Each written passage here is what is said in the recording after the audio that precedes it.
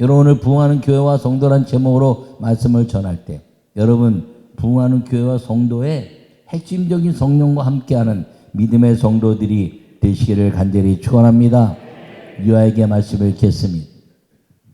교회는 반드시 부흥하는 것입니다. 부흥을 꿈꾸는 목사와 성도가 성령을 의지하여 성령이 나타날 때 부흥하는 교회가 되는 것입니다. 할렐루야. 여러분, 이 교회는 반드시 부흥했다는 걸 기억하기를 바랍니다. 때로는 시대적으로 부흥이 안 된 것처럼 보일 때도 있고 교회가 막 부흥하다가 안 된 것처럼 보일 때도 있고 내 자신도 믿음이 막 자라다가 믿음이 떨어져 가는 것처럼 개인적으로, 교회적으로, 나라적으로, 시대적으로 부흥이 일어났다가 없어진 것처럼 보이기도 했습니다. 그러나 인류 전체를 놓고 봤을 때 부흥은 끊임없이 이어져 왔고 그리고 오늘날 전 인류의 많은 그리스도인이 될 수 있었던 것은 어떤 곳은 없어지는 것 같았지만 여전히 하나님은 성령의 사람들을 통해서 이 땅의 복음의 확장을 이루어왔고 그리고 앞으로도 이 역사는 계속될 것임을 여러분들이 꼭 믿으시기를 축원합니다. 오늘 이 본문의 말씀은 성령을 받은 사람들의 삶이 어떻게 살아야 되는가를 보여주고 있습니다. 제자들과 120명의 성도들이 기도하다가 성령을 받았습니다. 성령을 받고 나서 이들에게 복음을 증거했더니 3,000명의 제자가 생기고 예루살렘 교회가 탄생하면서 이 예루살렘 교회가 어떻게 믿음의 삶과 교회 부흥과 그리고 성도의 삶을 살았는가를 보여주는 말씀입니다. 오늘 이 사도행전 2장 요 짧은 말씀이 온 인류를 구원해낸 역사를 지속적으로 이런 모습으로 살아온 교회들마다 부흥했고 이런 모습으로 살아온 이제 나라마다 성령이 강력한 부흥의 역사를 허락해 주셨다는 것을 기억하기를 간절히 바랍니다. 그래서 예수님 믿고 구원받는다는 것이죠. 그리고 세례를 받아서 이제 세례를 받고 모든 사람들이 그 죄사함을 받아 죄 용서함을 강력하게 느끼고 나면 그것이 성령의 은혜를 받고 나면 성령의 은사를 선물로 받을 것인데 성령의 은사를 받게 되는 이유는 무엇이냐면 하나님의 복음의 확장을 위한 것임을 기억하기를 바랍니다. 이 성령의 그 선물을 받는 걸 통해서 베드로가 말씀을 전했더니 3,000명이 회개하고 제자가 되었고 그리고 그 사도의 가르침을 받아서 교회가 든든히 세워졌다는 것을 꼭 기억하기를 축원합니다. 그러므로 우리 이 모든 교회의 모습은 반드시 주님은 부흥해야 되는 사명을 우리에게 주시고 그리고 부흥의 역사를 이루어 주셨는데 부흥하겠다는 그런 믿음과 그리고 성도들로 인하여 하나님의 아름다운 역사가 끝까지 역사가 일어나고 주님 오신 날까지 인류의 부흥의 역사는 지속될 것을 기억하기를 간절히 바랍니다. 우리가 다음 세대 문제나 교회가 앞으로 몇 년 되면 없어질 것이라고 이야기하는 헛된 말들을 하는 분들이 있습니다. 여러분 성령의 역사는 그렇지 않다는 거예요. 성령의 역사는 아직도 우리에게는 구원받아야 될 전도해야 될 4천만이 있으며 그리고 인구가 좀 준다 할지라도 여전히 복음의 확장을 위해서 복음을 받아들여야 되는 사람들을 향한 강력한 믿음의 역사는 이루어질 수밖에 없다는 것을 기억하기를 간절히 축원합니다. 지금 천만의 기독교인을 자랑한다고 이야기하는데 줄어가는 것 때문에 걱정이라고 말합니다. 그 줄어가는 걱정이 무엇인가요? 다음 세대에 대한 걱정이 무엇인가요? 교회가 약해지는 걱정이 무엇인가요? 성령을 사모하는 그 은혜가 줄어들기 때문이라는 것입니다. 여러분 5천만 중에 1,000만 기독교인데 줄어가는 거 걱정하지 말고 1,000만, 2천만, 3천만, 4천만을 전도하면 하나님의 역사는 더 강력해지는 것임을 기억하기를 바랍니다. 여러분 만약에 우리 인구가 줄어서 정말 몇십 년 후에 한 2,500만 정도 됐다고 생각해 보세요. 여러분들 2,500만이 다 믿었어요. 그것은 주님의 복음의 확장을 이룬 믿음의 열매라는 사실을 기억하기를 간절히 바랍니다.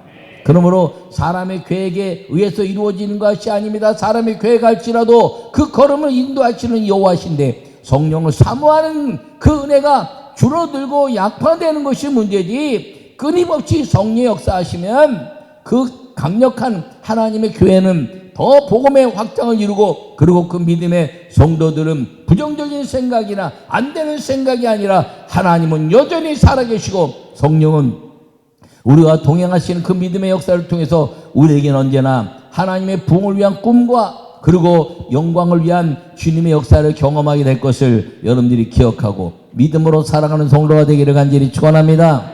첫 번째 말씀을 읽겠습니다. 성령의 선물을 받는 교회와 성도가 있을 때 부흥합니다. 할렐루야. 오늘 42절에 그들이 사도의 가르침을 받아 서로 교제하고 떡을 떼며 오로지 기도하기를 힘쓰니라, 이렇게 말하고 있습니다. 여러분, 성령의 선물을 받는 교회가 어떤 교회인가요?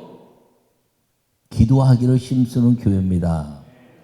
여러분, 성령은 세 가지 현상에 의해서 성령이 임했는데, 전혀 기도에 힘쓸 때, 사도행전 1장 14절에 전혀 기도에 힘쓸 때 성령이 임하고, 그리고 이제 4장에서 비로소 기도 빌기를 마침에 전심을 다해서 기도하고 하나님의 그 사모하는 기도의 역사가 나타나니까 예루살렘 교회에 성령이 임했다는 것입니다. 할렐루야. 그리고 하나님 말씀을 듣때 고넬료 가정에 복음이 증거되어서 성령이 임했고, 이디오피아 내시에게 이사야서를 설명할 때 그 말씀을 들을 때 성령이 임했다는 것입니다.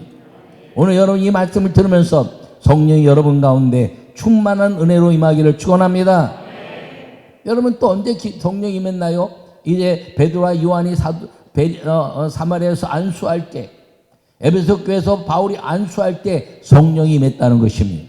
그러면 저녁 기도에 힘쓰고 말씀을 사모하고 그리고 안수할 때 성령이 임했는데, 그 성령을 받는 교회는 이 세 가지 역사가 늘 공존하여 나타났다는 것을 기억하기를 축원합니다.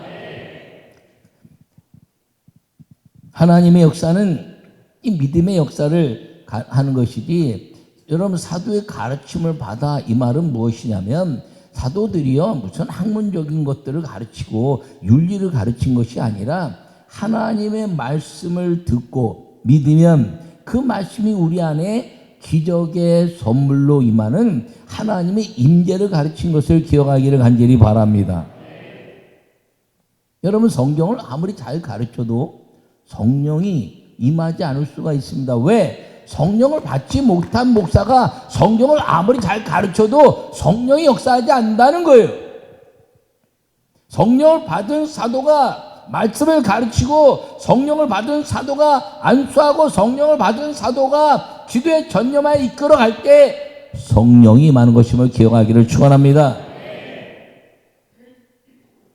오늘날 한국교회의 가장 큰 문제 하면서 많은 이야기를 하지만 가장 큰 문제는 성령 받는 것을 사모하여 성령 받은 목사님들이 성령 받도록 성도들을 성령을 체험시키고, 그리고 성령의 역사가 교회 안에서 절대로 사라지지 않게 하는 것이 가장 큰 은혜고, 또 있어서는 안 될 가장 위대한 소원이 되어야 한다는 사실을 기억하기를 간절히 바랍니다.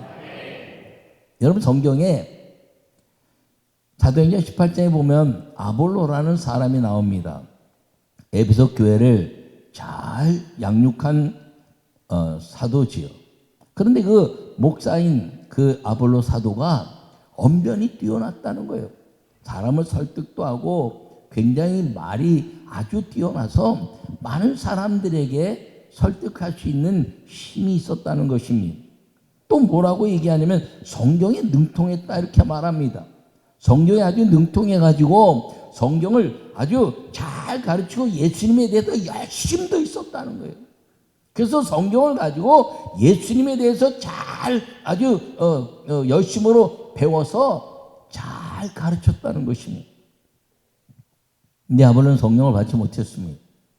그가 학문적인 가치와 또 철학적으로 윤리적으로 이념적인 가치를 가지고 성경을 잘 분석하면서 예수님에 대해서 자세히 가르쳤지만 그는 성령을 받지 못해서 그 성경을 가르치는 것을 보고 아볼로에게 브루스길라와 아굴라가 찾아가서 더 자세히 가르쳤다는 거예요. 뭘 더 자세히 가르쳤냐? 성령을 더 자세히 가르쳤다는 것입니다. 그랬더니 그 아볼로가 그 교회를 떠났습니다.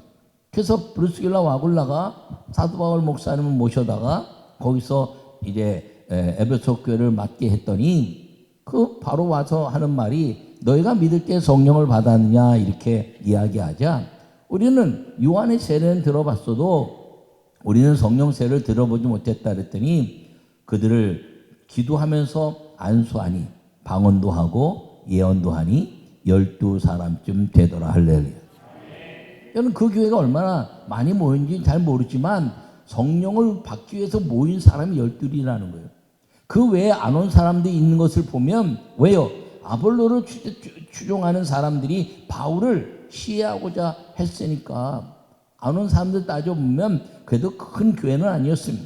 근데 그 에베소 교회가요, 그 위에 가장 강력하고 가장 부흥하고 가장 하나님의 역사를 이루는 사도 바울의 교회로 이제 성장했는데 여러분 대표적인 교회로 성장한 역사가 12사람밖에 안 된 성령 받은 사람들의 역사로 부흥하는 교회 성도들로 인해서 이루어졌다는 것을 기억하기를 간절히 바랍니다. 그러므로 성령의 선물을 받는 교회와 성도가 있을 때 부흥하게 된다는 것을 꼭 기억하기를 바랍니다.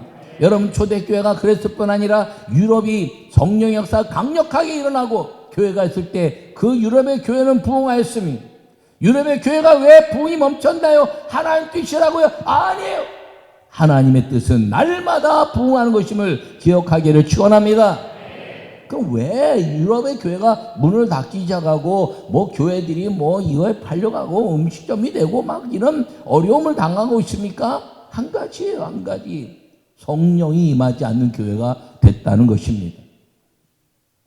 여러분 많은 이 것들이 있죠. 저도 분석해 보면 이제 유럽의 교회들이 많이 어려워지게 하는 것이 성령이 임하는 교회가 안 되는데 그 중에 가장 첫 번째가 무엇이냐면 성령을 받은 사도들로 인하여 성령을 받게 하는 사모하는 그런 주의 종들이 나타나고 있지 않다는 거예요.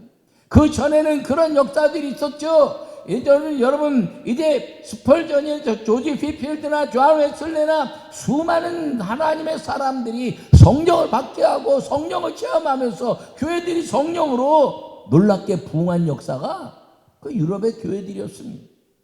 근데 그 성령의 역사를 계승하는 주의 종들이 나오지 않게 됐다는 것이요. 여러 가지 환경적인 문제도 이렇지만 이 세 가지가 이루어지지 않은 것입니다.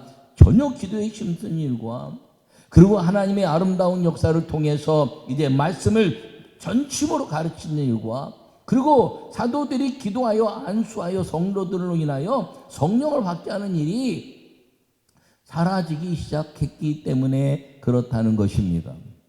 하나님의 교회는 성령운동하는 한국기독교 부흥협의를 통해서 지금까지 그 역사 이루어졌는데 이것을 계승해가는 교회가 지금은 아주 성경도 잘 가르치고 아주 믿음의 역사를 이야기하고 윤리적으로도 이야기하고 철학적으로도 얘기하고 그리고 놀라운 가르침을 가르치고 있는데 성령의 역사는 예전보다 덜 일어나고 있고 회개 역사는 덜 일어나고 있고 교회 부흥의 역사는 덜 일어나면서 서로 이제 교회가 잘못되어 있는 것들만 이야기하면서 윤리적인 잘못이지 하나님 말씀에서의 잘못이 아니고 너희 입술을 거룩하게 하라는 하나님의 말씀에 불순종하면서 하나님의 사람들, 하나님의 성도들, 하나님의 교회들을 무너뜨리는 것이 우리들의 모습으로 변해가면서 교회는 지금 힘을 잃어가고 있다는 것입니다.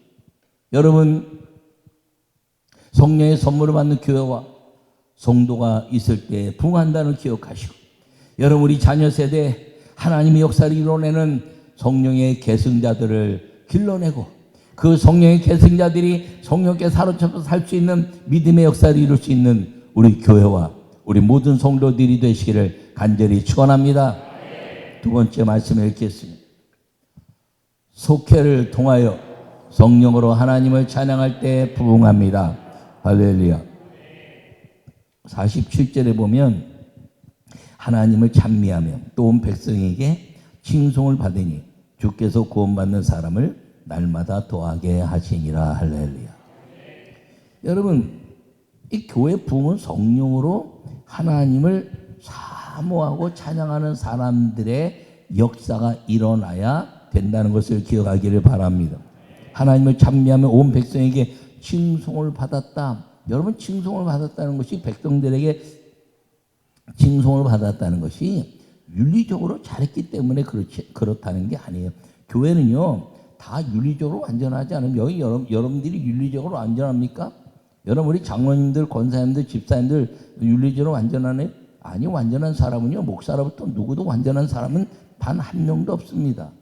근데 어떻게 칭송을 받을 수 있느냐? 세상과 윤리적으로 비교했을 때 윤리적으로 더 뛰어나기 때문에 우리 교회가 칭찬받는 것이 아니라 성령의 역사로, 성령의 역사로 그 사람들에게, 우리와 같은 아픔을 가지고 있는 사람들에게 그들을 위로하고 그들을 이제 성령 받게 하고 그들에게 하나님의 사랑을 증거하는 것 때문에 칭송을 받으며, 야, 저 사람들 때문에 위로를 받았어, 저 사람들 때문에 내가 힘을 얻었어 라고 하는 칭송을 받게 하는 역사가 바로 기도와 하나님의 말씀을 나누는 일이었음을 꼭 기억하기를 바랍니다. 여러분, 윤리적으로 얘기하면요, 교회도 다 죄인들, 구원받은 죄인들이지, 여기 윤리적으로 완전한 윤리 선생님 한 분 없습니다. 윤리 선생님이라고 완전하나요? 윤리를 제시할 수는 있지만 진정한 기독교의 칭송을 받는 것은 윤리가 아니라 하늘의 위로를 나누는 역사라는 것을 꼭 기억하기를 바랍니다. 슬픔이 있지만 슬픔을 이겨낼 수 있는 힘, 아픔이 있지만 아픔을 이겨낼 수 있는 힘, 이것을 나누는 성령을 받게 하는 것, 이것이 온 백성에게 칭송을 받는 일이 되었음을 기억하기를 간절히 축원합니다.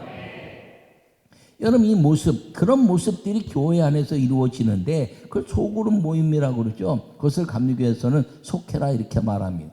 장로교에서는 속회를 본받아다가 구역이라 말했습니다. 그것이 이제 변화돼서 셀 뭐 다 일어나고 말입니다. 뭐 G12라 그래서 일어나고 말입니다. 엄청난 역사가 일어났어요. 근데 그 역사가 일어날 때 뭐 셀이기 때문에 역사가 일어나고 말이야. G12 때 역사는 속회가 뭐 구역이나 역사가 일어난 게 아니고 그 모임을 통해서 성령의 강력한 역사들을 사모할 때 기적과 부흥이 일어난 것입니다.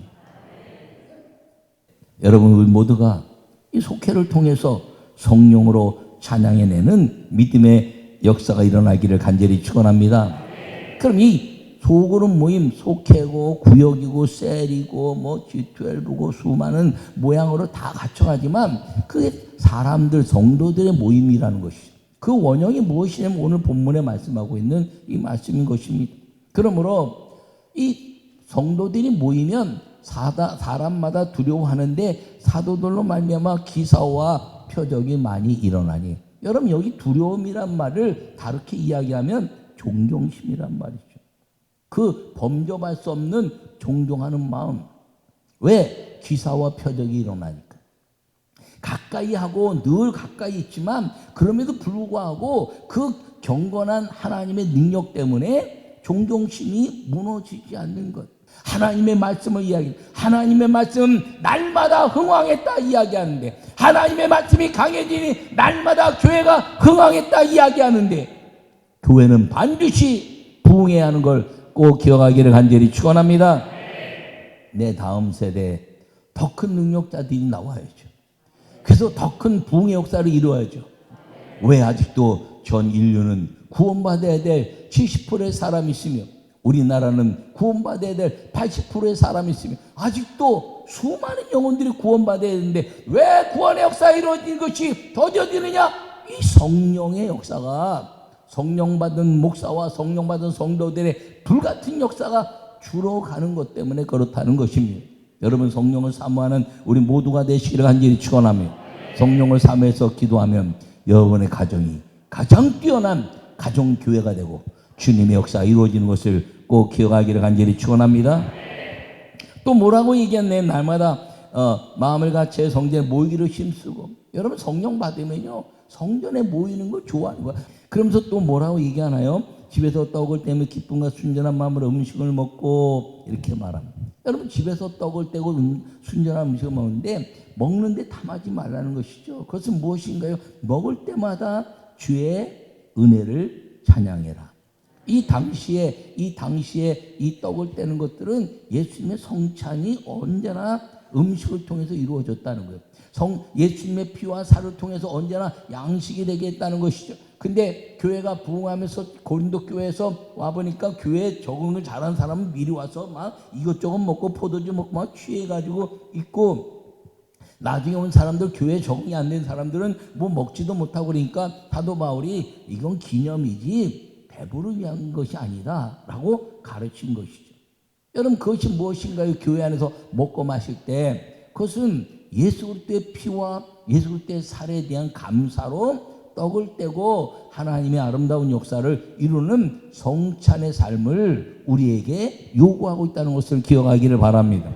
여러분들이 먹고 마시는 것이 다 주님의 살과 피를 먹는 믿음으로 성찬의 삶을 살라 이렇게 이야기하는 것임을 기억하기를 바랍니다. 그리고 하나님을 찬미하며, 여러분 하나님을 날마다 찬양하는 것입니다. 여러분 속회는 이 여러 가지를 통해서 하나님의 영광을 나타내고 성령이 임재하시는 믿음의 역사를 이루는 것임을 기억하기를 간절히 바랍니다. 그러므로 이 속회를 통해서 일어난 것이 무엇이냐면 간증하라는 것이죠. 사도들의 기적을 간증하고 내 믿음의 기도를 간증하고 사도들의 인도에 아멘 했더니 기적의 역사를 간증하고 하나님이 기도한 것 때문에 고쳐주신 은혜를 간증하고 내 삶의 변화가 일어난 것을 간증하고 하나님은 여전히 살아계신 것을 간증하여 하나님을 찬미하는 하나님의 사람들의 교회가 되라 말씀하신 것임을 기억하기를 바랍니다. 전쟁이 날 때 아시아를 통해서 이스라엘 민족들이 말입니다, 그 전쟁에 이길 수가 없었어요. 그랬더니 아시엘이 이제 그 여로보암과 그 군인들에게 노래한 자를 세워서 노래하라, 찬미하라 그랬어요.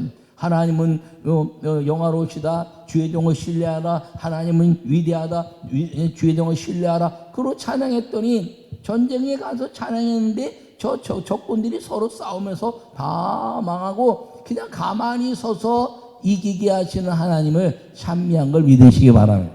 우리의 삶이 그렇다는 거예요. 여러분 부정스러운 불평하고 원망하는 입을 가지면요 마귀를 불러들이는 거예요. 근데 찬양하는 입술, 기적을 말하고 감사하는 입술이 되면요 마귀를 쫓아내는 것임을 기억하기를 간절히 바랍니다.